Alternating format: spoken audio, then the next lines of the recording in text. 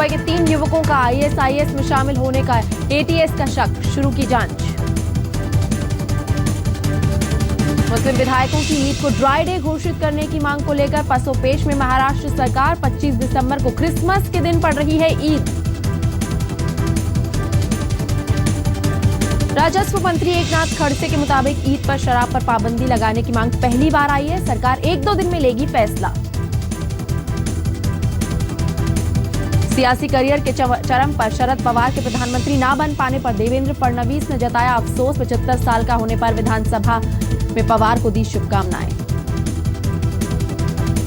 हाल ही में आई अपनी किताब में शरद पवार ने खुलासा किया है कि 1991 में कैसे सोनिया गांधी ने उनके PM बनने का विरोध किया था।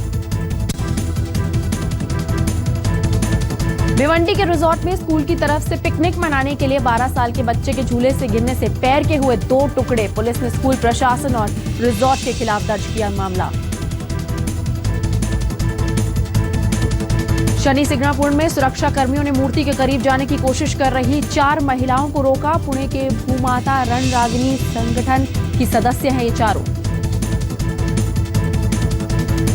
शनि सिंगणापुर मंदिर में रोकी गई महिलाओं ने मंदिर प्रशासन को दी चेतावनी। 8 दिन में महिलाओं को मंदिर में घुसने की अनुमति नहीं मिली तो संगठन की 400 महिलाएं करेंगी मंदिर में प्रवेश। मुंबई के पास अमरनाथ स्टेशन पर एक दिल दहला देने वाली घटना। बाल बाल बची पटरी पर आए बच्चे की जान। ATS के पुलिस कांस्टेबल संदीप भोपड़े ने बच्चे को बचाया। दूसरे प्लेटफॉर्म पर खड़े पापा से मिलने पटरी पर कूद गया था बच्चा। अंडरवर्ल्ड डॉन अश्विन नायक और उसके 2 साथियों को 24 दिसंबर तक कोर्ट ने पुलिस हिरासत में भेजा। किडनैपिंग और वसूली का आरोप। दादर के एक बिल्डर ने अश्विन नाइक पर लगाया था 50 लाख की वसूली का आरोप। अश्विन को पुलिस ने रंगे हाथ वसूली लेते हुए किया था गिरफ्तार। डॉन की पार्टी से पाकिस्तान का उतरेगा झूठ का मुखौटा। 26 दिसंबर को सालगिरह की शानदार दावत की तैयारी में दाऊद इब्राहिम। छोटा शकील के दुबई भेजे न्योते से खुलासा। नाबालिग को धमकाने के आरोप में गायक रेमो फर्नांडिस को कोर्ट ने पेशी के लिए दी नई तारीख। 23 दिसंबर को 4 बजे कोर्ट में दे हाजिरी। यूरोप दौरे पर है रेमो। मुंबई में एक डांस बार पर छापा। 34 लड़कियों को पुलिस ने पकड़ा। 8 लड़कियां नाबालिग, कुल 100 लोग गिरफ्तार। शरीर के बाहर धड़कता हुआ दिल सूरत से मुंबई पहुंचा। मुंबई में कामयाबी से हुआ heart transplant.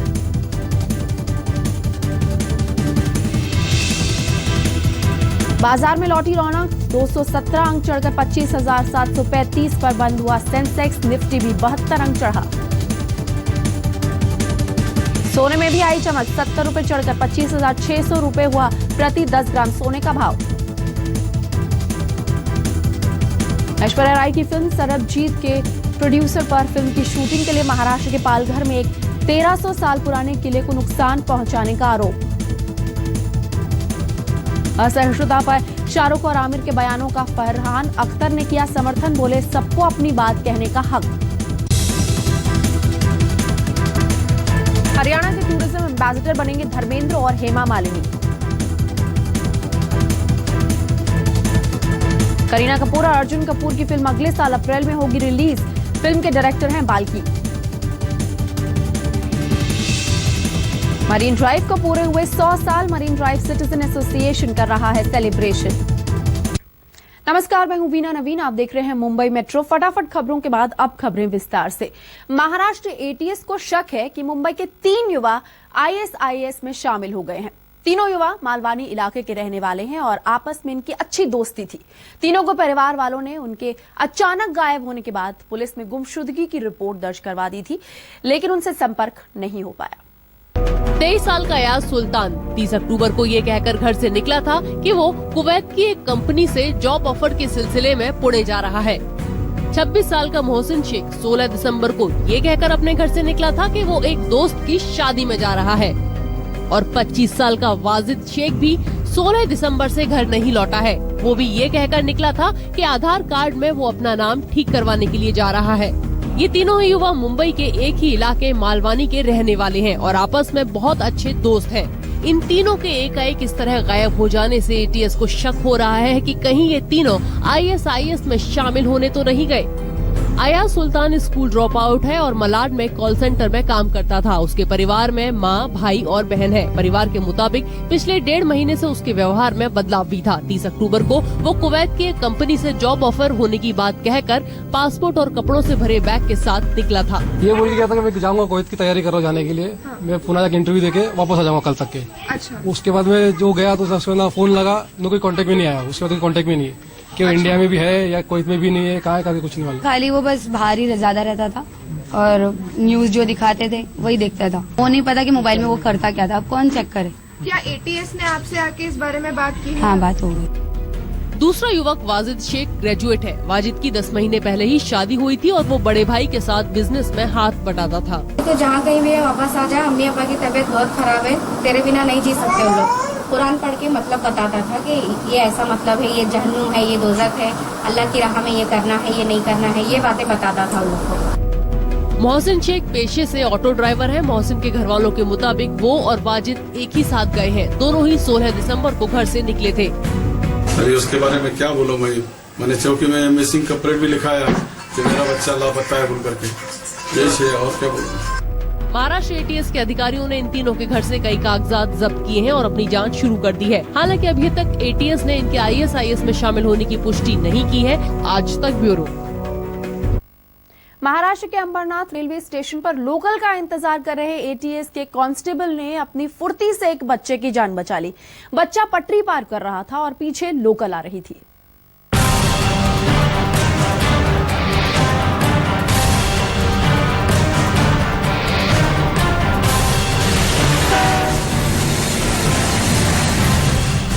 Ambernath railway station पर सीसीटीवी में कैद हुई ये घटना दिल दहला देने वाली है।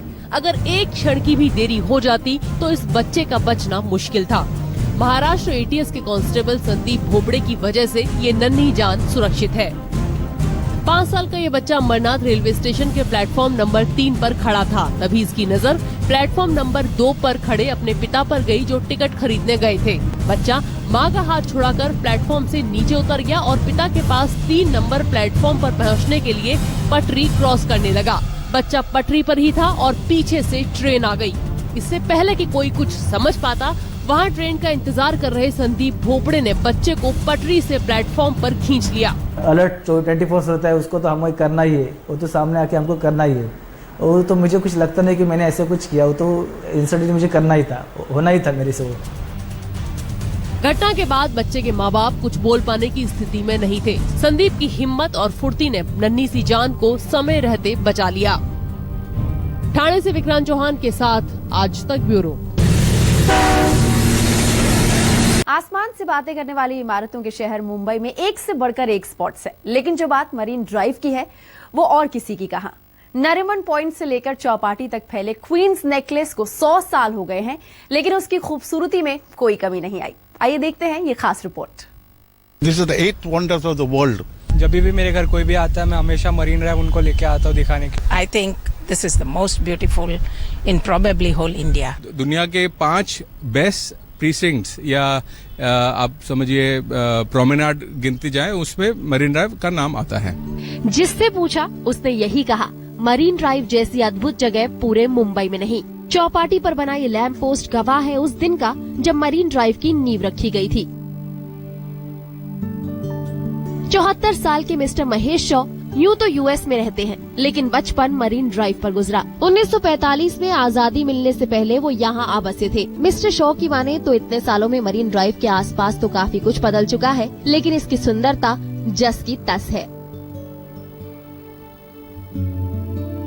और यही वजह है कि जब भी वो भारत आते हैं, मरीन ड्राइव की सैर किए बिना उनका सफर पूरा नहीं होता। यहाँ 45 से 65 तक मरीन ड्राइव पे रहे थे। वो टाइम पे तो यहाँ ट्रैफिक बहुत कम था। There were very few people also. और हम लोग बाइसिकल पे वहाँ से अल्सेबिया कोर्ट से नरीमन पॉइंट पर आते थे और फ्रेंड्स सब खेलते थे यहाँ। मरीन ड्राइव के 100 साल पूरा होने के अवसर पर मरीन ड्राइव की सिटीजन एसोसिएशन ने एक खास पोस्ट कार्ड लॉन्च किया है। पोस्टल डिपार्टमेंट के साथ में ये पोस्ट कार्ड हमने लॉन्च कर दिया है और इसको जनरल पब्लिक में सून अवेलेबल होगा और हम चाह रहे हैं कि एक पोस्टेज स्टैम्प भी बनाया जाए। हमारी एमटीडी से भी बात चल रही है और कुछ फंक्शन हम चाह रहे हैं कि यहाँ करें, जैसे लेज़र शो करें, ऊपर से हम सी के ऊपर बच्चों का पेंटिंग एग्जीबिशन करें जो मरीन ड्राइव के ऊपर वो लोग इस टॉपिक के ऊपर कुछ पेंटिंग वगैरह कर सकते हैं और भी कल्चरल शोज वगैरह हम लोग प्लान कर रहे हैं और होपफुली आने वाले महीनों में उसको हम लोग लॉन्च कर देंगे। सेलिब्रेशन तो जारी रहेगा, लेकिन ऐसी कई वजह हैं जो मरीन ड्राइव पर रहने वालों को परेशान करती हैं। वो यहाँ पे इतने सारे न्यूसेंसेस क्रिएट हो चुके हैं, जो जिम खानाज है वहाँ पे शादियाँ चलती रहती है, आईपीएल की और क्रिकेट मैचेस की वजह से वानखेड़े स्टेडियम परेशान करते रहता है, स्कूल्स का ट्रैफिक रहता है, हम लोग का यहाँ स्पोर्ट्स का ट्रैफिक रहता है और बाकी रहता है तो रात में जो स्पीड बाइकर्स रहते हैं वो तो सबसे बड़ी हमारी दिक्कत है, जो आवाज़ तो करती है लेकिन लोगों को एक्सीडेंट भी करते जाती है। वैसे मुंबई का ये क्वींस नेकलेस बीजेपी और शिवसेना के बीच भी खिंचाव की वजह बना, जब यहाँ लगी लाइटों को बीजेपी ने सफेद एलईडी लाइटों में बदल दिया, जिसे अब पीली एलईडी लाइटों में बदलने का काम जारी है। इस इलाके की ज्यादातर इमारतें 1940 से 50 के बीच में आई। इन इमारतों के पुनर्निर्माण के लिए कई खास मंजूरियां लेनी होती हैं ताकि यहाँ का स्वरूप न बदल जाए। आखिर मरीन ड्राइव मुंबई का चेहरा जो है। बीना नवीन, मुंबई आज तक। मुंबई मेट्रो में आज बस इतना ही। फिलहाल मुझे दीजिए इजाजत, लेकिन देश और दुनिया की बाकी खबरों के लिए आप देखते रहिए आज तक।